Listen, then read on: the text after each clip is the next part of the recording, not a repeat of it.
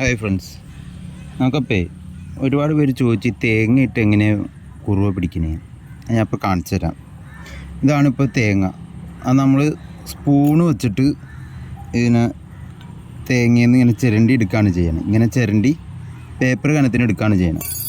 അതെടുത്തിട്ട് ഇങ്ങനെ ഒരു മടക്കാക്കുക, ഒരു മടക്കൂടി മടക്കുക, വീണ്ടും ഒരു മടക്കൂടി മടക്കുക. ബാക്കിയാണ് മുറിച്ച് കളയാണ്ട് ഈ മടക്കിയ ഭാഗം അകത്ത് വരുന്ന പോലെ ഇങ്ങനെ കുളത്ത് കയറ്റി വിടുക. ഇത്ര ഇങ്ങനെ വിടുക. കണ്ടില്ലേ? ഈ സംഭവം ഒഴുക്കുള്ള വെള്ളത്തിൽ, നല്ല മഴ പെയ്ത് ഒഴുക്കുള്ള വെള്ളത്തിലേക്ക് ഇങ്ങനെ വലിച്ചെറിഞ്ഞിട്ട്, ഹാൻഡിൽ ലൈനാണ് എനിക്കിഷ്ടം.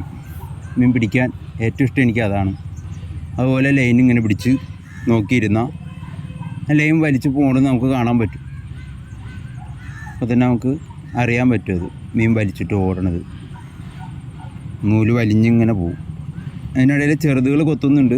അപ്പോൾ നമ്മൾ വലിക്കുകയോ ഒന്നും ചെയ്യരുത്. അതായത് ചെറുത് കൊത്തി കഴിയുമ്പോഴാണ് നമുക്ക് വലുത് കിട്ടുന്നത്. ഇപ്പോൾ നമ്മുടെ ചൂണ്ട ഒരു ഏകദേശം ചെറിയ കുറുവ് എടുത്തിട്ടുണ്ട്. അപ്പോൾ പിടിച്ച് കാണിച്ചു തരാം. നമ്മൾ പതിയെ കൈ ഇങ്ങനെ പിടിക്കുക. മീൻ അങ്ങോട്ട് വലിക്കണ സമയം നോക്കി നമ്മൾ ഇങ്ങനെ ഒരു വെട്ട്, ആ ഒരു വെട്ടിൽ അതുപോലെ കുറുവ കയറി വരും. വേണ്ടോ? നല്ല കുറുവല്ലേ? അയ്യോ, പോയി ഗൈസ്.